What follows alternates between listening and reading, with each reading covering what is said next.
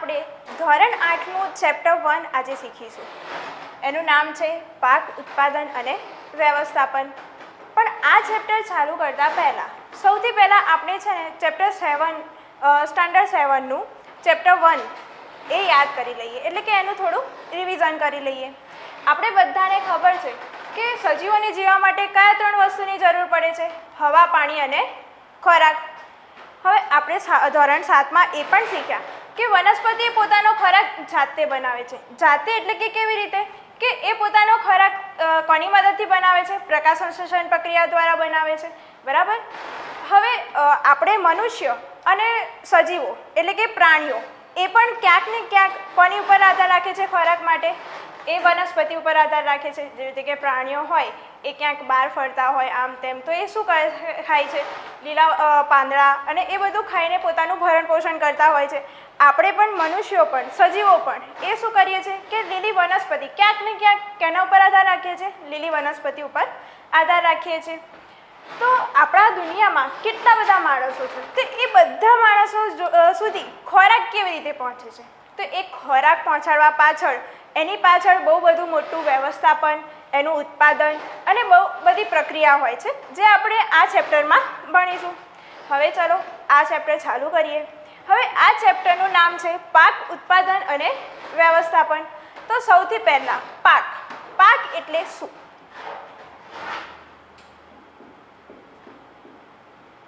તો પાકની વ્યાખ્યા શું છે? તો પાક કોઈ એક જ પ્રકારનો છોડ, કોઈ એક જ પ્રકારનો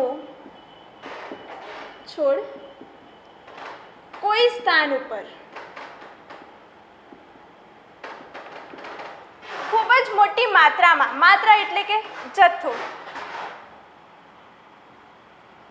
ખૂબ જ મોટી માત્રામાં ઉછેરવામાં આવે તો તેને શું કહે છે? પાક. દાખલા તરીકે અનાજ, કઠોળ, શાકભાજી અને ફળ. ચલો એકવાર ફરીથી જોઈ લઈએ પાકની વ્યાખ્યા. પાક એટલે શું? તો કોઈ એક જ પ્રકારનો છોડ, એટલે કે તમે વિચારો કે કોઈ ખેતર છે, બરાબર. એ ખેતરની અંદર ઘઉંનો પાક કરવામાં આવે છે. એટલે કે કોઈ એક ખેતરમાં ઘઉં, એટલે કે ખેતર હોય ત્યાં આગળ બધા જ ઘઉં જ વાવવામાં આવ્યા હોય તો એને ઘઉંનો પાક કહેવાય છે. કોઈ એક જ પ્રકારના છોડ કોઈ સ્થાન ઉપર ખૂબ જ મોટી માત્રામાં, માત્રા એટલે કે જથ્થો, બહુ જ વધારે. તમે તમારા ઘરને આંગણે છોડ વાવતા હશો, તમારા મમ્મી કદાચ ક્યાંકથી લાવતા હોય, બરાબર, કે બહારથી કોઈ તુલસીનો છોડ લઈને આવ્યા, તો શું કરે છે? સૌથી પહેલાં તો કે આપણું જે ઘર હોય, ઘરની આંગણે જ્યાં પણ આપણે તુલસીનો છોડ વાવવાનો હોય ત્યાં આગળ શું કરીએ છીએ? આપણે પહેલાં ખાડો ખોદીએ છીએ, પછી એની અંદર તુલસીનો છોડને મૂકીએ છીએ, એની અંદર ખાતર ને એ બધું નાખીએ છીએ, એની ઉપર માટી નાખીએ છીએ અને પછી એને પાણી અને જ્યાં તડકો આવતો હોય એ જગ્યાએ આપણે એને વાવીએ છીએ. એ જ પ્રમાણે એ બધું ધ્યાન અહીંયા ક્યાં આપવું પડે છે? આ પાકમાં ધ્યાન આપવું પડે છે. પાક એટલે શું? કે કોઈ એક જ પ્રકારનો છોડ કોઈ સ્થાન ઉપર ખૂબ જ મોટી માત્રામાં ઉછેરવામાં આવે તો તેને પાક કહેવાય છે. દાખલા તરીકે અનાજ. અનાજમાં ઘઉં હોય, ઘઉં ને બાજરી, જુવાર એ બધું કે ખેતર હોય એની અંદર ઘઉંનો પાક, ઘઉં બધે ઘઉં જ રોપેલા હોય તો એને શું કહેવાય? ઘઉંનો પાક. ફળ. ફળ તો તમે કદાચ ખેતરમાં ગયા હોય અને તમે ધ્યાન આપ્યું હોય કે તમારા ખેતરમાં એક મોટું ખેતર છે, એની અંદર બધા કેળાના ઝાડ છે અને ત્યાં બધે જ કેળા વાવેલા છે, બરાબર, કેળા ઝાડ ઉપર થયેલા છે, તો એને શું કહેવાય? કેળાનો પાક, બરાબર. હવે પાક તો જોયા આપણે ચેપ્ટર સ્ટાન્ડર્ડ 7માં. આપણે એ પણ જોયું હતું અનુકૂલન. વિવિધ અનુકૂલનો વિશે શીખ્યા હતા, એટલે કે પ્રાણીઓનું અનુકૂલન, વનસ્પતિનું અનુકૂલન. તો એ પ્રમાણે અને ઋતુ પ્રમાણે પાકને 2 વર્ગમાં વહેંચવામાં આવે છે. કયા કયા 2 વર્ગ છે? એક તો ખરીફ પાક અને બીજો છે રવિ પાક. બરાબર. પાકને ઋતુ પ્રમાણે બે વર્ગમાં વહેંચવામાં આવે છે. પહેલો છે ખરીફ પાક અને બીજો છે રવિ પાક. ખરીફ પાક એટલે શું? તો ખરીફ પાક એટલે કે ચોમાસાની ઋતુમાં, વરસાદની ઋતુમાં થતા પાકને ખરીફ પાક કહે છે. ચોમાસાની ઋતુમાં થતા પાકને શું કહેવાય છે? ખરીફ પાક. અને રવિ પાક એટલે કે શિયાળાની ઋતુમાં થતા પાક. શિયાળાની ઋતુમાં થતા પાકને રવિ પાક કહે છે. હવે આ બંનેનો એક ચોક્કસ સમયગાળો છે કે એ સમયગાળાની અંદર જ એ પાક થતા હોય છે. તો ખરીફ પાકનો સમયગાળો શું છે? જૂનથી સપ્ટેમ્બર. અને રવિ પાકનો સમયગાળો શું છે? ઓક્ટોબરથી માર્ચ.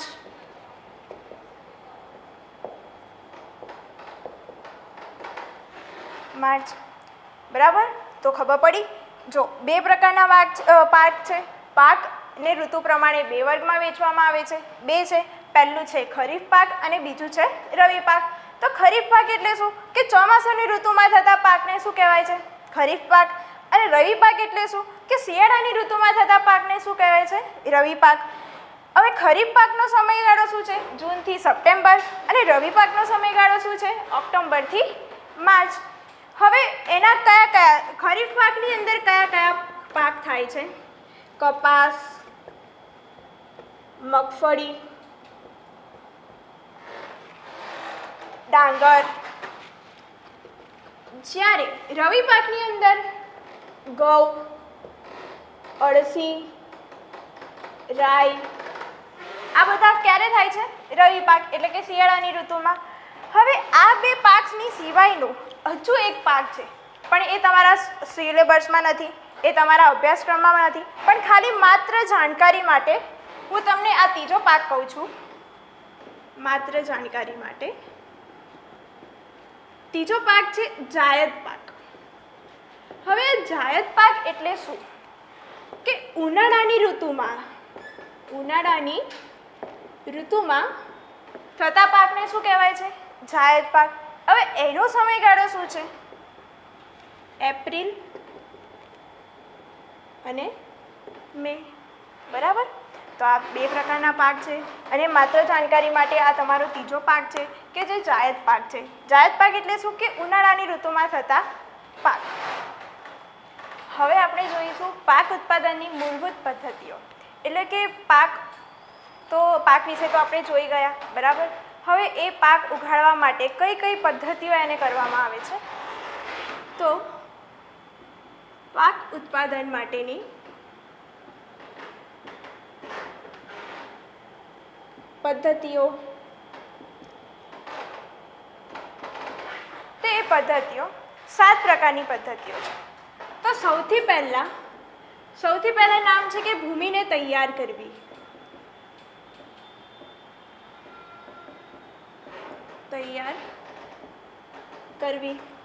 આપણે કોઈ પણ વસ્તુ કરીએ, કોઈ પણ કામ કરીએ તો એના પહેલાં આપણે એના માટે કંઈક પ્લાન કરવો પડે. બરાબર. તો એવી જ પ્રકારે પાક ઉગાડતા પહેલાં આપણે એને 7 પદ્ધતિઓમાંથી પસાર કરવા પડે, ત્યારે આપણને જઈને ખોરાક મળે છે. તો સૌથી પહેલાંની પદ્ધતિ છે કે ભૂમિને તૈયાર કરવી. એની બીજી પદ્ધતિ છે રોપણી. ત્રીજી પદ્ધતિ છે કુદરતી અને કૃત્રિમ ખાતર આપવું.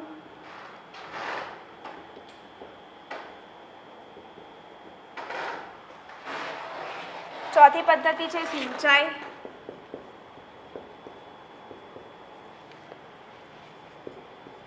પાંચમી પદ્ધતિ છે નીંદણથી રક્ષણ.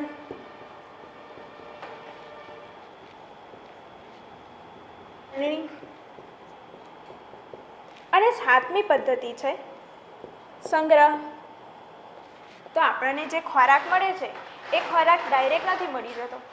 એને ખોરાક બનાવવા માટે કેટલીક પદ્ધતિઓ બનાવે છે, જે ખેડૂતો બિચારા આખો રાત દિવસ મહેનત કરતા હોય છે.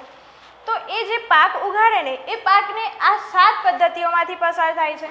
એટલે કે પહેલી છે ભૂમિને તૈયાર કરવી, બીજી છે રોપણી, ત્રીજી છે કુદરતી ને કૃત્રિમ ખાતર આપવું, ચોથી છે સિંચાઈ, પાંચમી છે નીંદણથી રક્ષણ, છઠ્ઠી છે લણણી અને સાતમી છે સંગ્રહ. તો ચલો સૌથી પહેલાં આપણે જોઈશું કે ભૂમિને તૈયાર કરવી. કેવી રીતે ભૂમિને તૈયાર કરશું પદ્ધતિ આપણે ચાલુ કરીએ છીએ કે જે છે ભૂમિને તૈયાર કરવી. હવે તમારે સૌથી પહેલાં ભૂમિને તૈયાર કરવી. તો કેવી રીતે તૈયાર કરશો? શું તમારે કોઈ ખેતી કરવી હોય, બરાબર, કોઈ પણ પાક વાવવો હોય તો તમે શું ગમે ત્યાં ઉગાડી દેશો? તો શું ગમે ત્યાં ઉગી જશે? જેવી કે તમે અહીંયા છે તો અહીંયા તમારે ઉગાડવી હોય વનસ્પતિ તો શું એ ઉગી શકશે? નહીં ઉગી શકે. તો એના માટે આપણે એ ભૂમિને પહેલાં તૈયાર કરવી પડે, આને ટાઈસો નીકાળવી પડે, પછી એમાં શું કહેવાય ખોદકામ કરવું પડે, એને પોચી બનાવવી પડે માટી, એમાં ખાતર ઉમેરવું પડે. ભૂમિને તૈયાર કરવા માટે સૌથી પહેલાં તો એને સમથળ કરવી. સમથળ એટલે કે સપાટ. એને શું કરવી? સમથળ કરવી. હવે એ સમથળ ભૂમિ કેવી રીતે કરશો? સમથળ કરતા પહેલાં પણ શું કરવી પડે છે? ભૂમિને એટલે કે જે માટી હોય માટીને શું કરવાનું છે? ઉપર નીચે કરવી.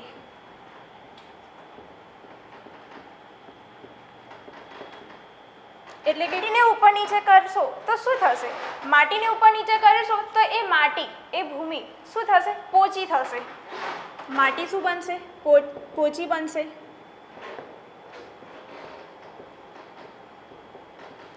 માટી પોચી બનશે એટલે શું થશે?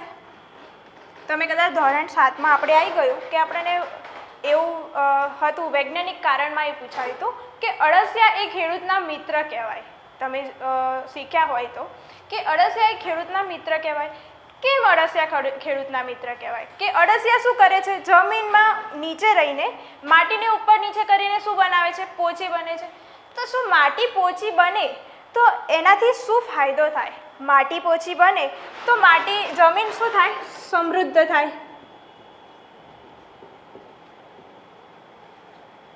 એમાં સૂક્ષ્મ જીવો વધારો થાય. સૂક્ષ્મ જીવોની વૃદ્ધિ થાય. આપણને ખબર છે કે કોઈ પણ વનસ્પતિ, કોઈ નાના નાના કીડાઓ એ બધા શું થાય? વિઘટન પામીને શું બને? પોષક તત્વો, ખાતર બને. અને એ ખાતરથી શું થાય? ભૂમિને ફાયદો થાય. એટલા માટે જો માટીને ઉપર નીચે કરીશું તો માટી કેવી બનશે? પોચી બનશે. પોચી બનશે તો જમીન કેવું બનશે? સમૃદ્ધ બનશે. જમીન સમૃદ્ધ બનશે એટલે કે સજીવોની વૃદ્ધિમાં વધારો થશે. એટલે સૂક્ષ્મ જીવોની વૃદ્ધિમાં વધારો થશે. અને સૂક્ષ્મ જીવો જેવા વધશે એટલે શું થશે? નીચે પોષક તત્વો વધશે. એ પ્રમાણે આપણી જમીન તૈયાર થશે. હવે ભૂમિને તૈયાર કરીને એને ખેડાણ કરવું પડે, ખેડ કરવું પડે. ખેડાણ એટલે શું તો જોઈએ. ખેડાણ તો જમીનને ઉપર નીચે અને પોચી બનાવવાની પ્રક્રિયાને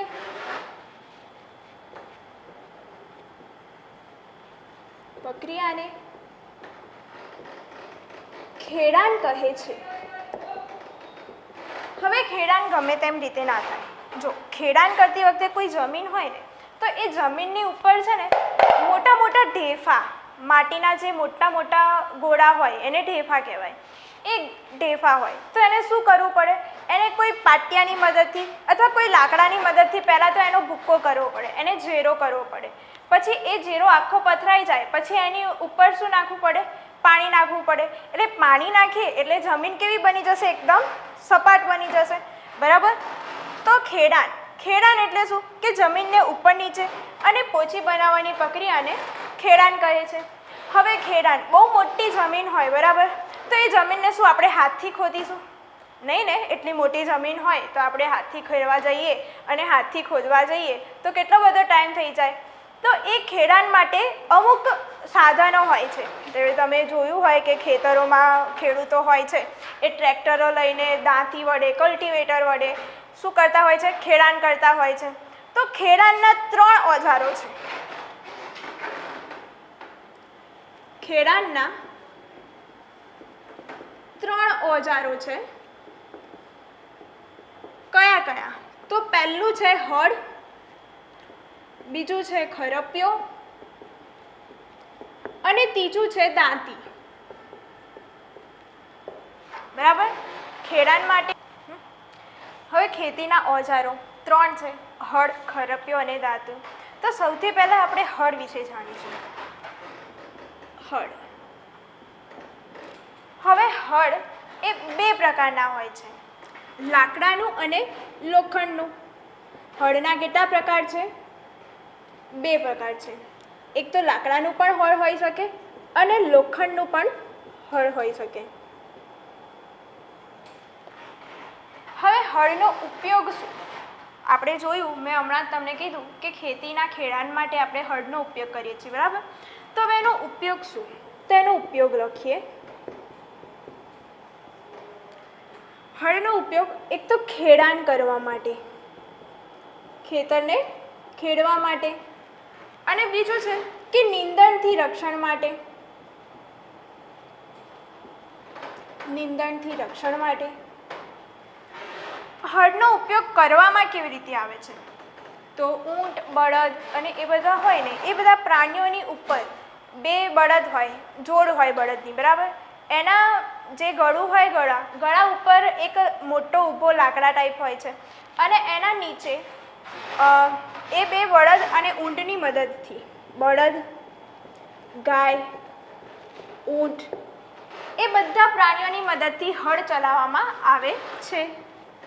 ના મદદથી હળ ચલાવવામાં આવે છે. હવે હળને આપણે પૂરી રીતે સમજીશું કે હળમાં શું શું વસ્તુ હોય અને એ કેવી રીતે કામ કરે છે. હવે હળના આપણે ભાગ જોઈએ, બરાબર. તો હળના 3 ભાગ છે. સૌથી પહેલાં તો આ જે ભાગ છે એને કહેવાય છે જોત. વચ્ચેનો જે લાંબો લાકડાનો ભાગ છે એને આપણે કહીશું હળ સાફટ. અને આ જે ધરી જેવો ત્રિકોણાકાર પટ્ટી જેવો અને ધરી જેવો અણીદાર, જે પાછળનું આપણે કુહાડીમાં ને એમાં હોય છે, અણીદાર હોય છે જે ભાગ, એ ભાગને આપણે કહીશું ફાલ. તો સૌથી પહેલાં લખીએ આપણે ફાલ. ફાલ એટલે શું? કે ત્રિકોણાકાર અણીદાર પટ્ટી, જેને આપણે શું કહીશું? ફાલ. ત્રિકોણાકાર અણીદાર પટ્ટી જેવા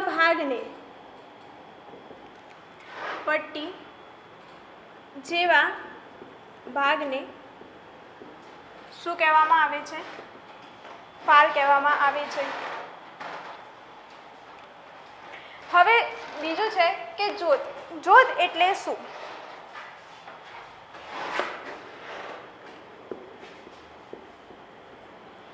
આ જે જોત હોય છે ને, આ બંને ભાગ ક્યાં મૂકવામાં આવે છે ખબર છે? મેં તમને હમણાં આની પહેલાં તમને કીધું કે બળદ હોય, ઊંટ હોય અથવા તો કંઈ ગાય હોય, એ બધાના જે 2 જોડ હોય એ બંનેના ગરદન ઉપર આ જોતનો જે ભાગ હોય છે ને એ મૂકવામાં આવે છે. તો જોત એટલે શું? કે બીજા છેડે જે મોટી ધરી જેવો ભાગ છે, આ જે 2 બાજુ ધરી જેવો ભાગ છે, એને શું કહેવાય છે? બીજા છેડે ધરી જેવા ભાગને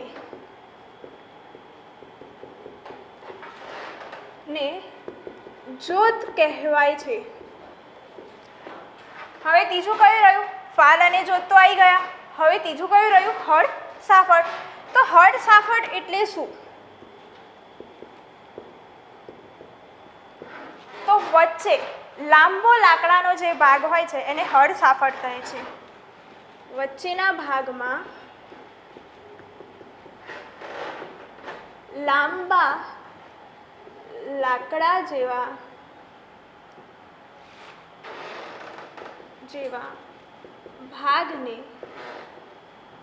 હળસાફટ કહે છે. તો હળ, ખેતીના ઓજારો આપણે જોયા, હળ, ખરપિયો અને દાંતી. તો સૌથી પહેલાં આપણે હળ જોયું. હળના ભાગમાં, હળમાં આપણે શું જોયું હતું? એના ઉપયોગ શું હતા? ખેડાણ માટે, પછી એક નીંદણથી રક્ષણ માટે.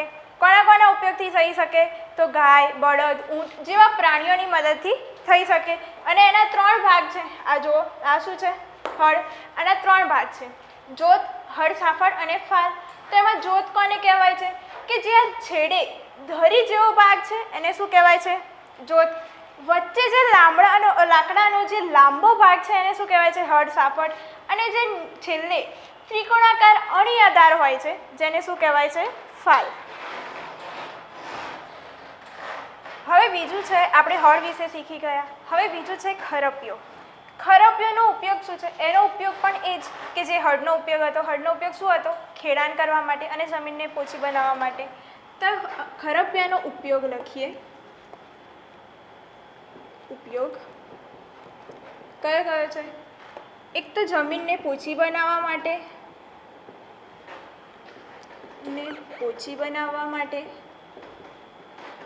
અને બીજું છે નીંદણને દૂર કરવા માટે. તમારે આગળ આવશે નીંદણ એટલે શું? નીંદણને દૂર કરવા માટે. તો એ હોય કેવું ખરપિયો? તો એમાં લોખંડ કે લાકડાનો લાંબો દંડો હોય છે. કેવું હોય છે? લોખંડ કે લાકડાનો લાંબો દંડો હોય છે. અને એમાં મજબૂત, પહોળી અને સહેજ વળેલી, જેવી રીતે કે હળમાં કેવી ત્રિકોણાકાર પટ્ટી હતી, શું કહેતા હતા એને આપણે? ફાલ. એવી પટ્ટી હતી ને, એવી આમાં પણ હોય છે. આમાં શું હોય છે? મજબૂત, પહોળી અને વળેલી લાંબી તકતી. તેના એક છેડે આવેલી હોય છે. અને જેનો બીજો છેડો છે એ પેલી જેવી રીતે કે જોત આપણે બળદના ગળામાં મૂકતા હતા એ પ્રમાણે આમાં પણ તેનો બીજો છેડો પ્રાણીઓ દ્વારા ખેંચવામાં આવે છે. તો આ વાત થઈ આપણે ખરપિયા વિશે. હવે આપણે ત્રીજી વાત કરીશું, દાંતી. દાંતીને ઇંગ્લિશમાં કહેવાય છે કલ્ટિવેટર. દાંતી અહીંયા દેખાય છે? આ બીજું છે, ત્રીજી છે દાંતી. દાંતી એટલે શું? કલ્ટિવેટર. તમે જો ગયા હશો તમારા મામાના ઘરે અથવા તો તમારા ખુદના ખેતરે તો જોયું હશે ટ્રેક્ટરથી માટી ખોદતા હોય છે. ટ્રેક્ટરની પાછળ પેલું અણીદાર હોય છે ને એ શું કહેવાય? કલ્ટિવેટર. દાંતી લગાડેલું હોય છે. શું કરે કે પાછળ લગાડી દે અને પછી ટ્રેક્ટર ચાલુ કરે એટલે શું થઈ જાય કે જમીન ખેડાઈ જાય છે. તો આજના સમયમાં સૌથી પહેલાં આપણે ચલો આપણે જોયું હળ અને ખરપિયો. એ બંને વસ્તુમાં શું થાય છે? એ બંને કોના મદદથી થાય છે? બળદ, ઊંટ, પ્રાણીઓની મદદથી. તો એમાં શું થાય? બિચારા પ્રાણીઓ પણ થાકી જાય. અને જ્યારે ટ્રેક્ટર, દાંતી સૌથી સહેલો અને જેના સમય પણ બચે અને આપણું શ્રમ પણ ના થાય. બરાબર? તો દાંતી એ સૌથી સારો રસ્તો છે ખેતીના ખેડાણ માટે. બે છે હળ અને ખરપિયો. એમાં તો પ્રાણીઓની મદદથી કરીએ છીએ તો એ પ્રાણીઓ બિચારા થાકી જાય. જ્યારે દાંતી હોય એમાં તો શું હોય? ખાલી ટ્રેક્ટરની પાછળ આપણી જે દાંતી હોય કલ્ટિવેટર એ લગાવી દેવાનું અને પછી ખેતરમાં ટ્રેક્ટર ચાલુ કરી દેવાનું એટલે કે શું? આખું ખેતર ખેડાઈ ગયું. તો દાંતી એ ટ્રેક્ટરની મદદથી બરાબર. અને તેનું સૌથી વધારે ઉપયોગ શું છે? શ્રમ. તમે કંઈ શ્રમ પણ ના થાય, મહેનત પણ ના થાય અને સમય પણ ફટાફટ થઈ જાય. જે પ્રાણીઓ બિચારા ધીમે ધીમે ધીમે કરતા હોય એના કરતાં ટ્રેક્ટર તો ફટાફટ થઈ જાય. એટલે શ્રમ અને સમયનો બચાવ. તો આપણે અત્યાર સુધી જોયું, બરાબર. ખેતીના ઓજારો જોઈ લીધા આપણે, ખેડાણ વિશે શીખી લીધું. પછી સૌથી પહેલાં કયું, આપણે ભૂમિને તૈયાર કરવી. તો આપણો જે પહેલું જે પદ્ધતિ હતી ભૂમિને તૈયાર કરવી, એ પદ્ધતિ અહીંયા પૂરી થાય છે. એમાં ખેતીના ઓજારોમાં આપણે 3 વસ્તુ જોયા, હળ, ખરપિયો અને દાંતી. ખેડાણ વિશે શીખ્યા. ખેડાણ એટલે શું કે જમીનને ઉપર નીચે અને પોછી કરવાની પદ્ધતિને ખેડાણ કહીએ છીએ.